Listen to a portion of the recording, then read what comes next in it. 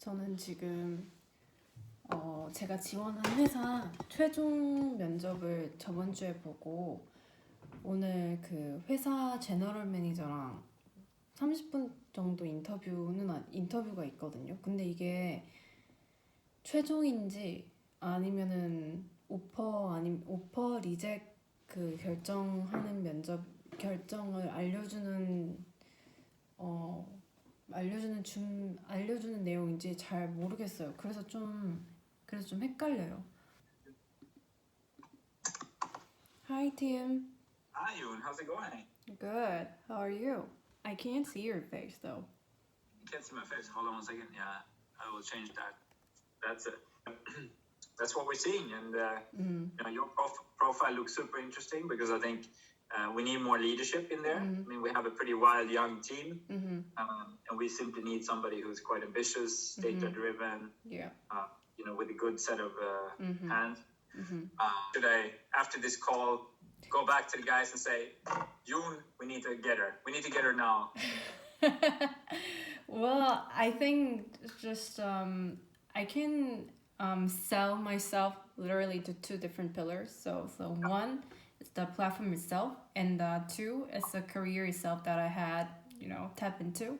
So first of all, product. Let's talk about the product. The product was amazing. I really like it. Kind of feels like the product team and the company itself. It listens to customers' feedback and itself. Yeah. So that's the one. And the second part is my career. Coming from an ambitious culture, you have also been working in very ambitious business cultures, and also being schooled and trained in very fast growth companies. Yeah.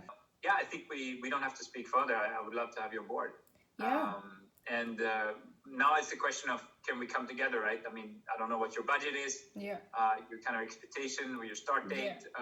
Do you see that you're somebody we need to kind of keep long term? Great timing if we can get you on board ASAP. Yeah, I'll let you know. Thank you for your time. I'll keep you updated. And have a great weekend now. You as well. Thank you. Yeah. Bye. Ciao. Ciao. 대박. 와, 대박. 감격이다, 감격. 재밌을 것 같아요. 재밌겠다. 오랜만에 일하는 거라 설레는데, 진짜 너무 다행이다.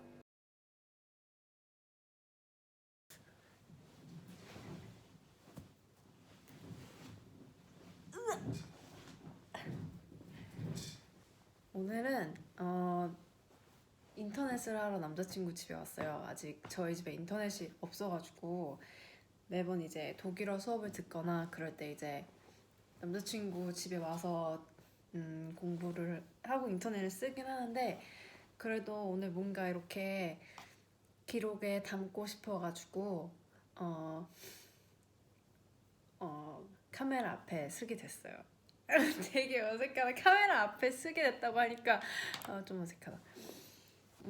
결론적으로는 제가 취업을 했고 진짜 취업을 했고 드는 마음은 안도감이 가장 컸었던 것 같아요.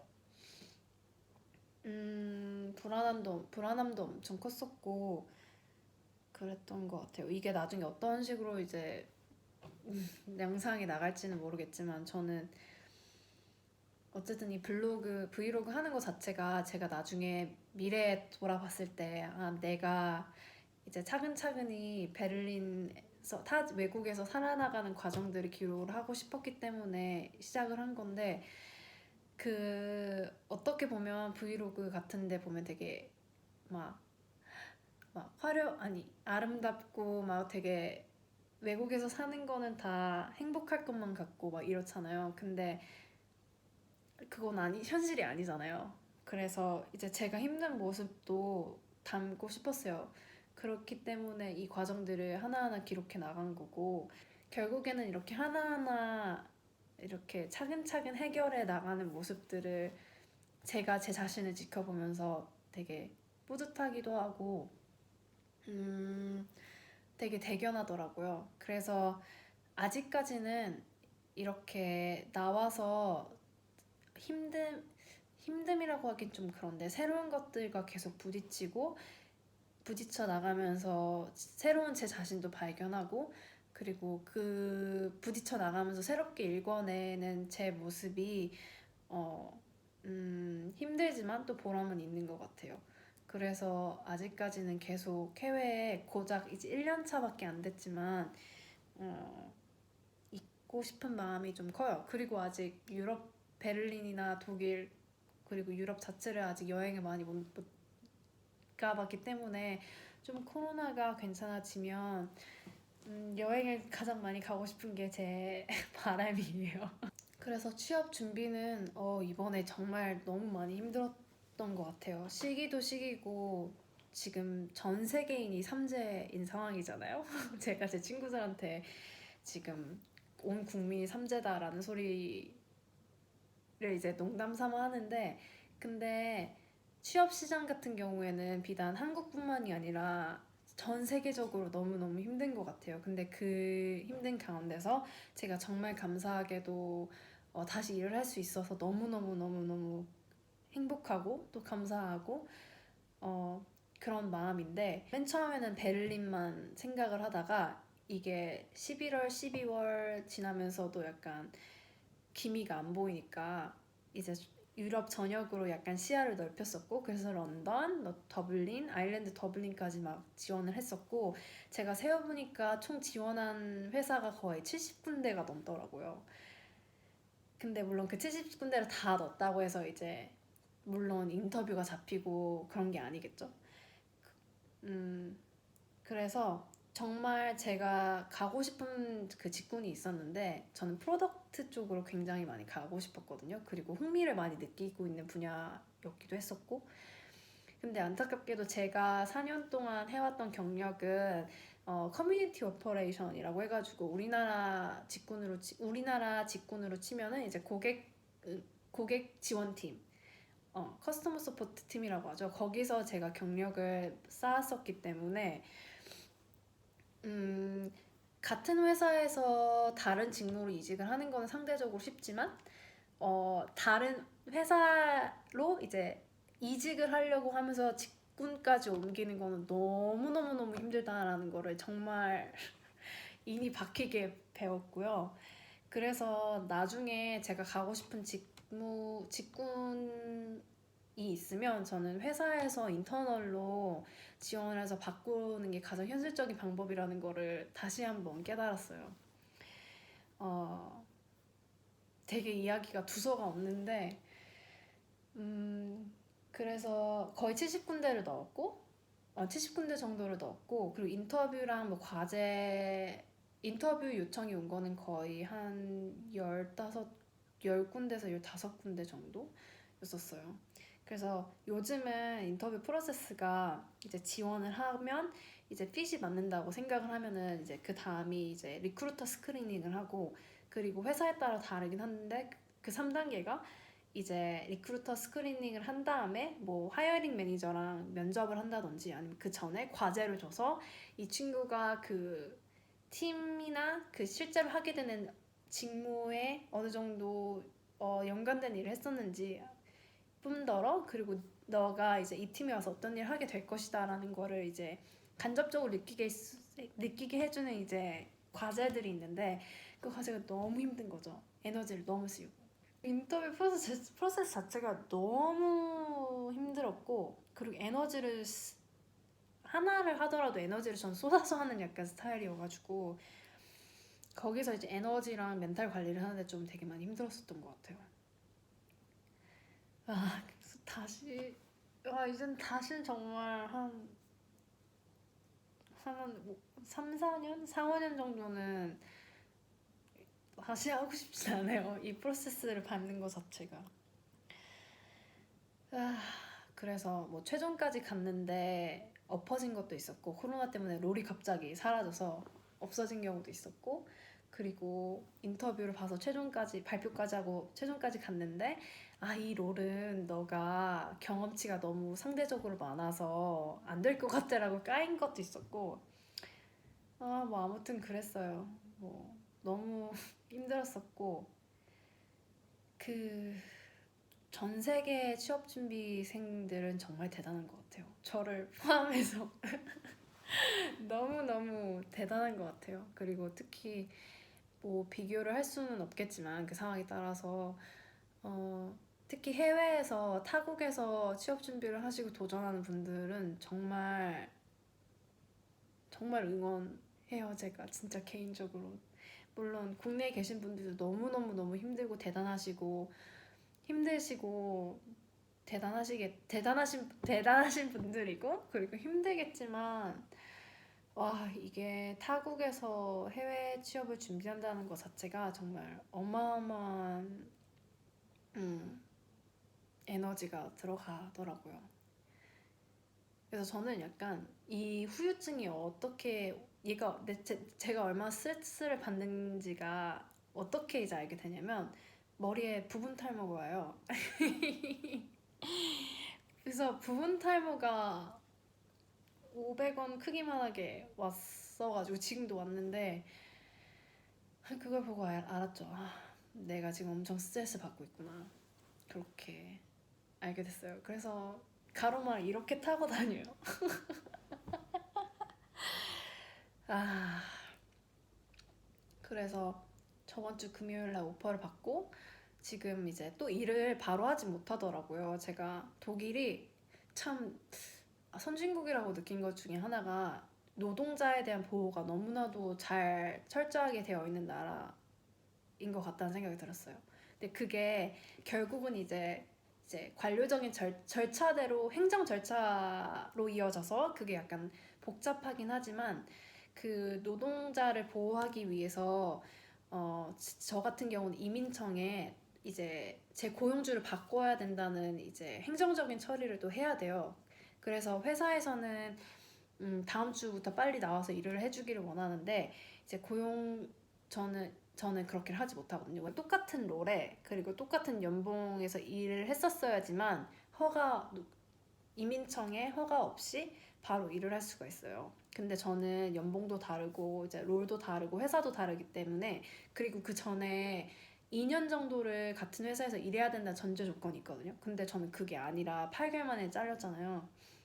그래서 이제 나는 다시 새로운 직장을 잡았고 이제 이민청에 그렇기 때문에 너네가 허가를 해줘야 돼 라는 그런 애플리케이션을 지원서를 넣고 그래 그럼 너 이제 회사 바꾸겠네 너 회사 바꾸는 걸 허락을 해줄게 하고 이제 스탬프를 딱 찍어줘야지만 일을 할 수가 있어요. 안 그러면은 저를 고용한 새로운 회사에서 벌금을 문다고 하더라고요. 그래가지고 저는 그런 법적인 절차라든지 원칙을 잘 준수하는 사람이기 때문에 준수를 해야만 좀 마음이 놓이는 사람이어가지고 그래서 그걸 하게 되면 아마 4월 초부터 일을 할 수 있지 않을까 싶어요. 그래서 부모님도 너무 좋아하시고 친구들도 너무 좋아하고 남자친구도 진짜 너무너무 좋아하고 그래서 무엇보다도 내 자신이 너무 좋아서 기록을 하고 싶었어요. 그래서 합격이 됐다고 이제 오퍼를 주고 나서 제가 도움 받았던 모든 사람들한테 고맙다고 연락을 했었고 회사 친구들 그리고 여기서 베를린에서 만난 친구들 그리고 가족들 그리고 한국에 있는 친구들 남자친구 뭐 모두한테 그냥 개인적으로 다 연락을 해서 합격했다고 하고 응원해준 모든 사람들한테 고맙다고 했던 것 같아요. 근데 그게 진짜 큰 원동력인 것 같아요. 가족들이나 주변 사람들이 이렇게 저를 도와주고 응원을 해주는 게 취업준비생 입장에서는 진짜 엄청나게 큰 힘이잖아요. 그래서 취업을 준비를 하면서도 느낀 게 내가 꼭 진짜 취업을 해서 제 취업에 다시 잘 돼서 이 사람들한테 좋은 소식을 꼭 전해주고 싶다라는 생각이 가장 컸어요. 그래서 꼭 보답을 해야겠다. 감사의 인사라도. 그게 컸는데 그렇게 할 수 있어서 너무너무 기분이 좋아요. 진짜. 제가 이번에 면접을 보고 막 그러면서 느낀 점이 첫 번째로는 나한테 맞는 회사가 있다, 존재한다. 그리고 두 번째로는 인터뷰할 때 나다움을 잃지 말자. 그 두 가지가 가장 중요하다는 걸 느꼈어요. 면접에 들어가서도 나다움을 잃지 않는다는 거는 그냥 저는 그거 같아요. 예를 들어서 저는 들어가기 전에 늘 내가 내 경험에 대해서 가장 많이 알고 있고, 그리고 면접관이 어떤 질문을 하던 가장 진실하게 그리고 일목요연하게 당연히 그런 걸 잃지 않고 대답을 해야지라고 이제 마인드 세팅을 하고 딱 들어가도 솔직히 긴장되잖아요. 근데 거기서 막 사람들이 질문을 하면 어느 순간 저도 모르게 그거를 좀 더 면접관한테 잘 보이려고 조금 더 부풀려서 얘기하기도 하고, 없던 거를 살짝 약간 조미료 첨가하듯이 넣어서 얘기를 하기도 하고, 그런 모습을 제 모습을 발견할 때가 있었어요. 그래서 예를 들어서 그때 면접관이 제 이력서를 막 보더니, 그때 면접관도 아니었어요. 그냥 리크루터였거든요. 리크루터랑 그냥 스크리닝 인터뷰를 했을 때였는데, 너가 여기 이력서에 뭐 효율성을 어떻게 해서 몇 퍼센트 올렸다며? 근데 이거는 뭐 어떻게 한 거야? 라고 물어봤어요. 근데 저는 그걸 그냥 그대로 대답을 제가 했었던 대로 하면 되는데, 조금이라도 좀 약간 인상 깊게 보이려고 조금을 약간, 예를 들어서 뭐 매트릭스 뭐 어떤 거를 어떤 프로세스가 있었는데 그걸 약간 좀 또 과장해서 얘기를 한다든지, 약간 그래서 오버를 해서 말했었던 적이 있었거든요. 근데 그건 제가 의도한 것도 아니고 그냥 본능적으로 내가 좀 얘한테 잘 보여야겠다 약간 이런 게 있어가지고 저도 모르게 그랬었나 봐요. 근데 그 다음 질문이 제가 약간 더 부풀려서 말했던 프로세스를 약간 꼬리 물듯이 하던 질문이었어서, 근데 그거는 질문이 들어온 거예요. 근데 제가 그거를 과장해서 말했다고 했잖아요. 근데 결국은 거기서 또 이제 그게 제가 실질적으로 한 거에 비해서 크게 말했으니까 솔직히 제 성격상 그거를 약간 그냥 어버버 된 거예요. 어버버. 그렇게 되면은 솔직히 그 리크루터도 알 거거든요. 얘가 약간 좀 과장해서 말을 하는 거고 약간 자기가 실제로 안 한 걸 수도 있겠다. 왜냐면 그 전에 잘 말하다가 갑자기 어버버버 되면서 이제 얘가 헤매는 게 얼굴에 보이거든요. 보이겠죠, 당연히. 그래서 그런 것들을 몇 번 경험하고 나서 그냥 있었던 거 그냥 담백하게 말하고, 그냥 내가 이 상황에 대해서 내가 경험했던 거는 내가 잘 아니까 그냥 더 이상 더 잘 보이려고 과장하지도 말고, 없었던 거를 있었던 거를 만들지도 말고 그냥 내가 경험했던 거를 그냥 그대로 담백하게 전달하자라고 어느 순간부터 마음을 먹었고, 그리고 뭐 내가 얘네 회사한테 뭐 엄청나게 특출난 인상을 보이는 건 중요하긴 하지만 굳이 과장해서 말할 필요는 없는 것 같다. 왜냐면 그렇게 말을 하지 않아도 나의 진가를 알아주는 회사는 다 알아주고 이해를 해주거든요. 다 알아주거든요. 그래서 나답게 하자라고 그렇게 마음을 먹고 나서부터 좀 인터뷰에 들어가는 마음가짐이 편해졌던 것 같아요. 그러다 보니 좀 마음이 편해지니까 좀 더 자연스러운 내 모습이랑 내가 했었던 일들을 나열을 하면서 결과도 좀 좋았던 것 같아요. 그 다음 라운드로 가기도 하고. 그래서 많이 힘들긴 했지만 심리적으로 그래도 이렇게 좋은 결과를 기록을 할 수 있게 돼서 너무너무 좋아요. 너무너무 좋고, 그리고 가장 좋은 거는 아직 베를린을 떠나지 않아서 좋아요. 제가 오자마자 록다운이 되고 그랬어서 뭐 많이 돌아보고 그랬다고 치더라도 그렇게 완전히 막 흠뻑 못 즐긴 것 같아요. 왜냐면 여기는 진짜 즐길 게 너무나도 많거든요. 막 바도 가고 싶고, 제가 테크노도 진짜 좋아하는데 클럽도 가고 싶고, 그리고 이게 디제잉 연습도 못하고 그랬었는데 이제 좀 마음이 안정되고 상황이 안정돼서 디제잉도 연습을 하고 플레잉을 할 수 있는 기회들이 좀 있었으면 좋겠어요. 그리고 유럽에 있으니까 유럽 여행도 진짜 많이 가고 싶고 막 그래요. 근데 막 그래요. 그래서 오퍼 받았을 때 가장 먼저 머리를 스친 생각이 여행 갈 수 있다 약간 이런 생각이었어요.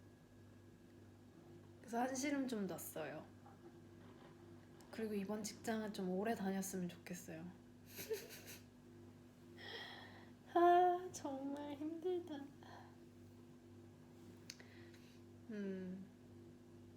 울었어요. 오퍼 받고. 음. 엄마 아빠도 너무 좋아하시는 거예요. 연락을 드렸더니. 그래서 제가 막 아무 때나 오라고, 유럽 오고 싶을 때.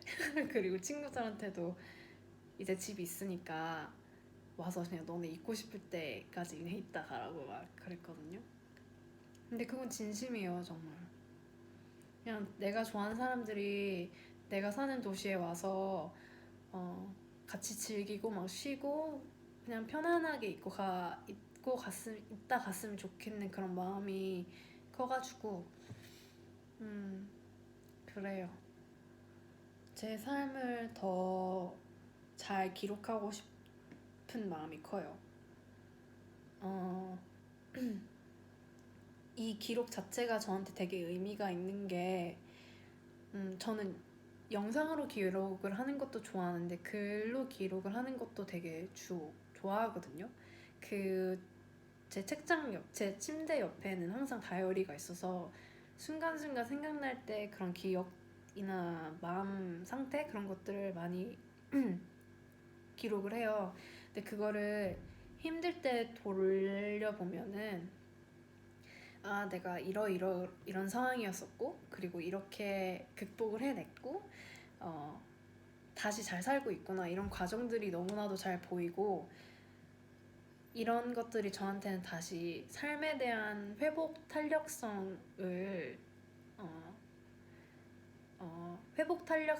늘리는데 회복 탄력성을 갖는데 되게 큰 에너지원이 되거든요.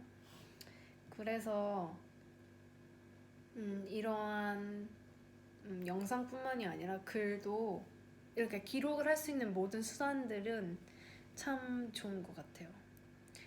나는 왜 기록을 할까라고 생각을 해봤는데 결국에 내린 결론은 제 삶을 다시 이제 재충전하게 해주고 그 글을 봄으로써 다시 내 삶의 과정을 이제 다시 되돌아보면서 힘들 때 재충전을 하게 해주는 큰 힘이 되고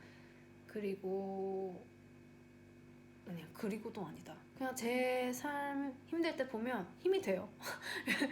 그냥 간단히 그냥 힘들 때 보면 엄청나게 힘이 돼요. 그리고 성취감도 느끼게 해주고 그냥 내 삶 자체에 대해서 그리고 감사함도 느끼게 하고 그래서 계속 기록을 하는 것 같아요. 그래서 핵심은 기록은 좋다. 기록은 좋다. 그런 것 같아요. 제가 일기장에 이제 남자친구랑 있었던 이런 얘기를 적다가 이런 글귀가 있었거든요. 다시 보니까 2020년보다 2021년이 더 기대가 된다라고 썼던 구절이 있더라고요. 근데 그렇게